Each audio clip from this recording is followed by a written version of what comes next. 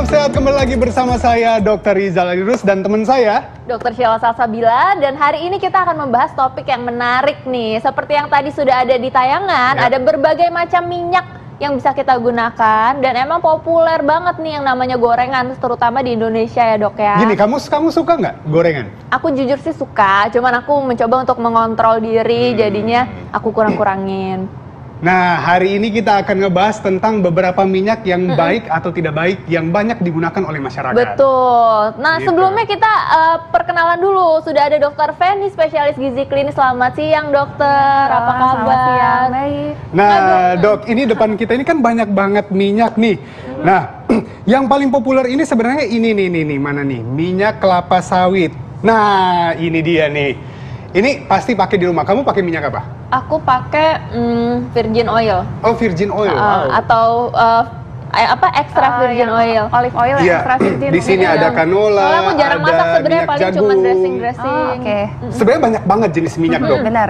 Ah, kita mau nanya ke Dokter Feni, pas banget nih. Ini fakta atau mitos? Minyak goreng yang berasal dari kelapa sawit ini sangat berbahaya jika digunakan berkali-kali. Saya terlalu semangat soalnya karena hobi juga gorengan saya. Oh, wow. Iya. Ini fakta atau mitos, dok? Oke, ini adalah mitos. Jadi sebenarnya yang namanya minyak goreng nggak hanya dari kelapa sawit, segala macam minyak itu tidak boleh digunakan berulang-ulang. Nah, kenapa? Karena jika penggunaan berulang atau pemanasan berulang dari minyak itu bisa berbahaya bagi kesehatan. Kenapa? Karena bisa mengeluarkan berbagai zat berbahaya. Salah satunya adalah seperti hidroperoksida dan aldehid. Kemudian yang ketika kita makan, kita konsumsi makanannya, si zat berbahaya tersebut akan menempel pada makanan dan masuk diserap oleh usus kita. Nah, kemudian yang kedua, ketika kita memanaskan berulang, akan dikeluarkan lemak yang tidak sehat, mungkin yang kita kenal dengan lemak trans, dan juga akan dikeluarkan berbagai radikal bebas. Jadi semakin berulang, si radikal bebas yang dikeluarkan akan semakin banyak. Nah, itu yang berbahaya bagi kesehatan karena bisa menyebabkan penyumbatan di pembuluh darah, kemudian dapat menyebabkan resiko penyakit jantung gitu. Nah, sebenarnya si minyak kelapa sawit ini baiknya adalah kandungan vitamin E-nya tuh cukup tinggi. Ya, jadi lebih tinggi daripada mungkin untuk minyak menggoreng yang lain seperti minyak kelapa. Nah, tapi si kandungan vitamin E di minyak kelapa sawit itu akan berkurang ketika kita melakukan pemanasan berulang, gitu. Sedangkan vitamin E ini kan bagus sekali untuk menangkal radikal bebas ya, gitu. Jadi akan sayang jika digunakan berulang-ulang. Jadi disarankan memang seperti ini ya dok ya. Satu kali. Ini berbahaya ya dok, yang warna-warna seperti ini. Biasanya seperti ini tuh jadi berubah warnanya jadi sampai hitam nih dok. Jadi hitam banget. Nah dok, ini ada fakta atau mitos selanjutnya nih dok. Ini katanya minyak dari buah kelapa ini memiliki khasiat lebih baik daripada minyak yang berasal dari kelapa sawit dok. Fakta atau mitos? Nah, kalau itu fakta. Ya. Jadi dari si minyak kelapa ini sebenarnya yang baik itu adalah virgin coconut oil, mungkin yang kita kenal dengan VCO, benar. Nah, VCO mungkin di sini ada yang ini ya. Saya pakai di muka tuh dok. Nah, itu banyak sekali yang sekarang pakai untuk kulit ya. Iya dok. VCO, iya itu bener banget. Nah, tapi si VCO ini memang kenapa bisa dikatakan baik?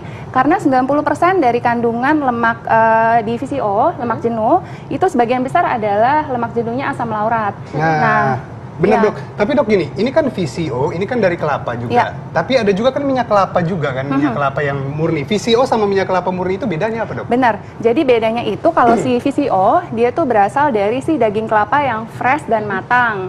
Jadi dia begitu diolah tidak melalui proses kimia, kemudian tidak pemanasan dengan suhu yang tinggi.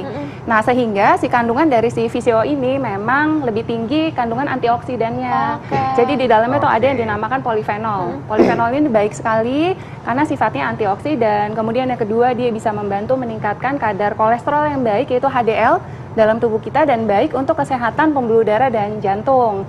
Nah, si VCO ini dia kandungan si lemaknya kan yang tadi ku bilang asam laurat. Nah, si asam laurat ini dia termasuk ke dalam lemak rantai sedang. Nah, dia akan dapat dengan cepat digunakan oleh tubuh kita. Kenapa? Karena begitu masuk ke usus, ternyata si asam laurat dia tidak memerlukan cairan empedu untuk diserap, kemudian masuk ke dalam tubuh kita, dan ketika dibentuk energi tidak memerlukan yang dinamakan zat yang dinamakan karnitin. Oke. Nah, sehingga apa dia tuh, Dok? cepet banget. Masyarakat bingung nih, karnitin itu zat apa nih, Dok? Jadi karnitin itu adalah suatu zat yang untuk mengangkut si lemak yang kita konsumsi untuk masuk ke dalam yang dinamakan mitokondria di dalam tubuh kita untuk menjadi energi.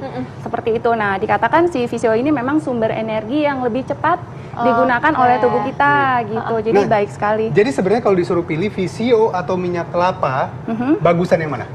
Kalau disuruh pilih, oke. Saya kalau disuruh pilih karena saya tidak suka yang gorengan, makanannya digoreng.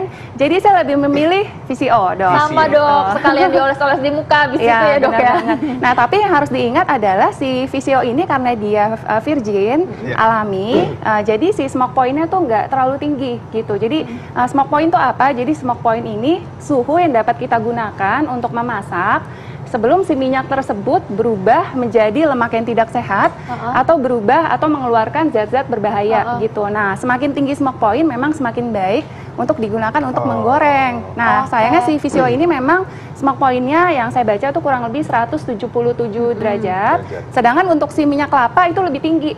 Jadi kurang lebih 230. Berarti intinya kalau misalnya masyarakat mau masak-masak, tumis-tumis, itu boleh pakai VCO ya, Dok? Boleh, ya? boleh. Tapi kalau misalnya deep fried itu nggak boleh ya, Dok ya? Nah, Lebih kalau baik deep fried pakai- lebih baik pakai minyak kelapa atau seperti minyak kelapa sawit karena smoke point-nya lebih tinggi seperti Baik, itu. Dok. Jadi ini paham. Sebenarnya untuk berapa kali pemakaian ada nggak, Dok? Batasnya? Batasnya, Mau itu oke. minyak kelapa sawit, VCO atau minyak kelapa biasa? Baik.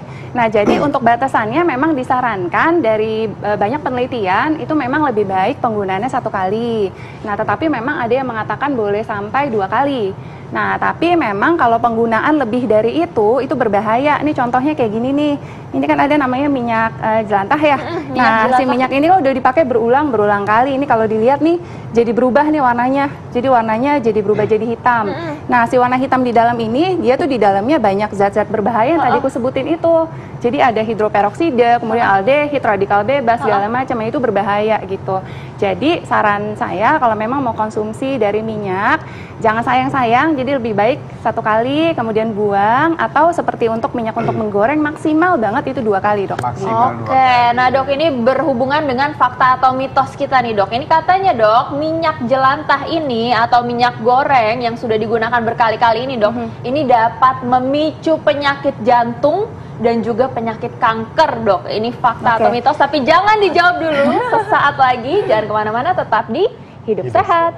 Iya, pemirsa, kembali lagi di Hidup Sehat. Dan tadi sempat kita lihat juga ya, itu pembahasannya dari mana sih kita dapat berbagai macam minyak. Ada yang dari buah-buahan, ada juga yang dari tanaman-tanaman. Dan tadi kembali lagi ke mitos atau fakta nih, Dok. Tadi belum sempat dibahas, ini minyak jelantah ini atau minyak yang biasa dipakai berkali-kali, Dok. Ini katanya dapat menyebabkan penyakit kanker dan juga penyakit jantung, Dok. Fakta atau mitos? Nah, itu udah pasti fakta, Dok. Ya, karena apa tuh, Dok? Nah, jadi si minyak jelantah ini mungkin tadi sedikit ku bahas. Jadi dia memang karena sudah dipakai berulang, sudah pasti kalau kita lihat nih dari warnanya seperti ini, warnanya berubah. Jadi berubah menjadi warna hitam. Nah, kemudian akan ada perubahan rasa dan juga bau. Jadi baunya tidak enak. Nah, kemudian akan terjadi juga perubahan dari kandungan zat gizi di dalamnya. Jadi salah satu contoh yang berubah, contoh nih misalnya kita menggunakan minyak kelapa sawit. Nah, ini kan tinggi akan kandungan vitamin E. Nah, ketika kita gunakan berulang, vitamin E-nya akan rusak. Nah, padahal vitamin E ini penting sekali ketika kita memasak, kan banyak keluar radikal bebas. Nah, vitamin E ini fungsinya untuk menangkal atau menangkap si radikal bebas yang dihasilkan. Nah, yang kedua, ketika kita menggunakan minyak jelantah seperti ini, itu di dalamnya banyak terkandung zat-zat berbahaya. Contohnya seperti aldehid, kemudian peroksida.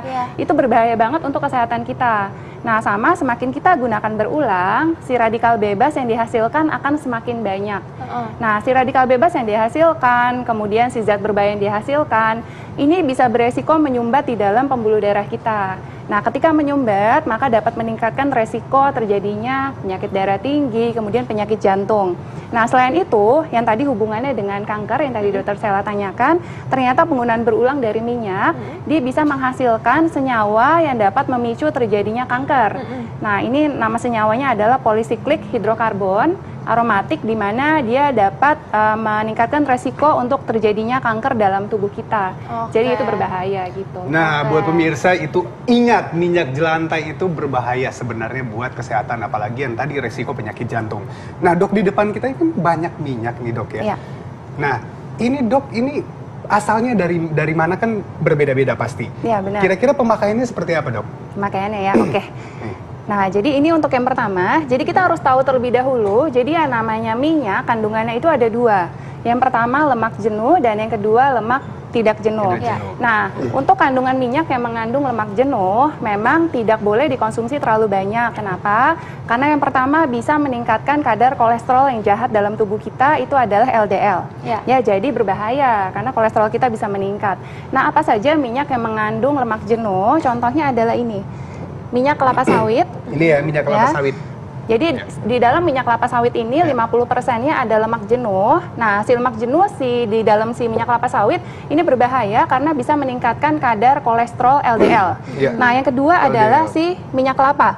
Nah, si minyak kelapa yang tadi ku jelaskan di awal, dia memang 90%-nya, jadi lebih banyak kandungan lemak jenuhnya dari minyak kelapa sawit. Itu lemak jenuh. Nah, tetapi lemak jenuh pada si minyak kelapa itu berbeda. Itu berbeda, Dok. Benar banget. Nah, jadi di dalam si minyak kelapa lemak jenuhnya adalah asam laurat, sedangkan di sini di minyak kelapa sawit adalah palmitat. Yang katanya si palmitat yang di minyak kelapa sawit dia lebih dapat meningkatkan kolesterol LDL daripada yang ada di sini. Nah, kemudian apa perbedaannya dengan si ini? Ini adalah VCO. Nah, si virgin coconut oil ini berasal dari si kelapa yang fresh. Gitu, dia tidak melewati proses kimia, tidak dengan pemanasan suhu tinggi. Si kandungan antioksidannya itu tinggi sekali. Nah, yang VCO, benar. Nah, si VCO ini memang membantu lebih meningkatkan kadar kolesterol HDL dalam tubuh kita, dan dia juga bagus sekali untuk kesehatan pembuluh darah dan jantung. Nah, apa perbedaannya dan penggunaannya? Kalau si VCO ini karena antioksidannya tinggi, memang baiknya kita konsumsi begitu saja gitu. Jadi misalnya langsung benar banget. Nah, berapa sendok? Karena walaupun dia baik, tapi si VCO ini kan namanya juga virgin coconut oil, dia kandungannya sama lemak jenuh, Dok. Nah, jadi konsumsi lemak jenuh memang ada batasannya. Dalam satu hari disarankan hanya 1 sendok makan. Ini banyak pada masyarakat yang sedang diet itu ada loh, sering banget yang setiap pagi PCO. Contohnya aku juga minum setiap pagi nih, Dok, tapi aku pakainya ini yang extra virgin zaitun. Ya, benar. Nah, apa bedanya? Nah, kalau yang 3 ini kan termasuk lemak jenuh nih. Nah, ternyata minyak juga ada yang kandungannya lemak tidak jenuh. Nah, contohnya di sini seperti minyak zaitun, kemudian ada minyak canola. Nah, apa perbedaannya yang tadi Dokter Sila sering pakai yang extra virgin ya, Dok? Nah, perbedaannya kalau extra virgin ini berasal dari si buah olive yang dari perasan pertama. Jadi dikatakan dari 24 jam pertama dipanen, kemudian langsung diperas si buahnya, dihasilkan si extra virgin olive oil. Nah, kemudian tidak melalui proses pemanasan dan juga tidak melalui proses kimia. Nah, sehingga si extra virgin ini memang antioksidannya sangat tinggi. Ya, jadi kurang lebih sebenarnya hampir sama dengan si VCO antioksidannya. Bagaimana jika dia digoreng, Dok? Nah, dipakai untuk menggoreng? Jika dipakai untuk menggoreng, tentu saja tidak boleh. Tidak boleh. Jadi tidak boleh menggunakan si minyak dengan kandungan lemak tidak jenuh, terutama untuk minyak zaitun untuk menggoreng, karena di dalamnya kandungannya terdapat lemak tidak jenuh yang berantai tunggal atau MUFA. Nah, itu kan ada ikatan rangkapnya. Nah, ketika kita memanaskan dengan suhu tinggi, si ikatan rangkap dari si lemak tidak jenuh rantai tunggal akan terurai. Gitu. Begitu terurai, dia akan berubah menjadi lemak trans. Mungkin pernah dengar itu lemak yang sangat berbahaya karena bisa menyebabkan penyumbatan di dalam pembuluh darah kita. Berkontribusi untuk menyebabkan penyakit jantung. Benar banget, Dok. Nah, jadi harus seperti apa? Yang pertama nih, kalau misalnya kita mau menggunakan si olive oil yang extra virgin, memang baiknya digunakan karena kan antioksidannya tinggi, sayang. Jadi baiknya digunakan yang pertama bisa dikonsumsi begitu saja. Nah, berapa banyak? Kalau si VCO karena lemak jenuh hanya 1 sendok makan. Kalau si olive oil yang extra virgin itu boleh lebih banyak. Jadi boleh per hari kurang lebih 2 sendok makan.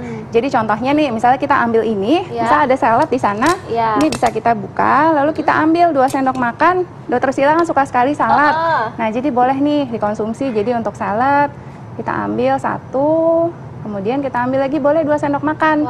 Nah, seperti ini. Nah, jadi si kandungan mufa dari si minyak zaitun ini sehat Tetap sekali. terjaga ya? Ya, kenapa? Karena si mufa ini bisa membantu untuk meningkatkan kadar kolesterol HDL. Nah, boleh dimakan. kalau buat pemirsa yang belum tahu, HDL itu bagus banget buat Benar. jantung. Karena Ya. HDL itu bisa menekan yang namanya LDL. Benar banget. Jadi kadar kolesterol kita yang jahat akan turun. Nah, kemudian si mufa ini juga baik sekali pada penderita diabetes, Dok. Nah, kenapa? Karena si mufa ternyata dapat memperbaiki kerja dari insulin dalam tubuh kita, gitu. Gimana Sila? Gimana nih? Iya, Enak, enak Dok. banget, Dok. Enak. Ya. Seger. Nah, Dokter Karena Sila emang sama suka seperti juga sih, saya, Dok. sukanya salad. Jadi Iya, saya Dok. juga nggak suka makanan-makanan yang digoreng. Kenapa? Karena konsumsi makanan yang digoreng. Nah, pada tahu nggak? Ternyata makanan digoreng itu bisa menambah asupan kalori kita nih, Dok. Nah, Gitu. itu dia. Nah, jadi contohnya nih, misalnya kayak kita, saya kasih contoh misalnya sebuah ayam. Ketika kita ayamnya diolah dengan cara ditumis, atau misalnya kita seperti dibakar, kurang lebih satu porsi ayam kita melakukan pembakaran atau misalnya untuk menumis kurang lebih 200 contohnya. Nah, ketika kita menggoreng, itu akan menambah kalorinya menjadi 2 kali lipat. Iya. Ya, jadi bisa menjadi 400 gitu. Jadi hati-hati karena selain menambah asupan kalori, makanan yang digoreng juga berbahaya karena meningkatkan kolesterol dalam tubuh kita gitu. Oke, baik. Berarti ini paling tidak sekarang masyarakat udah lebih tahu ya yang mana minyak-minyak yang baik untuk digoreng dan yang mana yang bisa langsung dikonsumsi. Nah, sama satu lagi nih, Dok, ada yang kurang.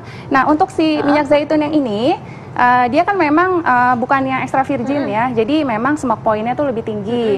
Nah, jadi untuk menumis nih sebenarnya untuk suhu yang rendah boleh dengan menggunakan minyak zaitun ya, tetapi boleh memilihnya adalah yang light atau extra light. Oke. Jadi jangan dengan yang extra virgin. Nah, tipsnya memang kalau kita mau menggunakan menumis untuk yang minyak zaitun extra virgin boleh, tapi tipsnya gini. Jadi kita boleh menumis terlebih dahulu dengan menggunakan air. Ya. Kemudian setelah proses memasaknya selesai, kita matikan kompor. Kemudian baru kita tambahkan si minyak zaitun yang extra virgin gitu. Jadi supaya antioksidannya tetap tinggi, Dok. Dan tetap gitu. maksimal 2 sendok tadi ya, Dok. Benar, ya? jadi per hari Nah. konsumsinya 2 sendok makan. Luar biasa sekali informasinya. Nah, setelah ini kita akan ada informasi tentang penyakit liver, yaitu bahaya dan gejala dari penyakit liver. Jangan kemana-mana, tetap di Hidup Sehat. Sehat.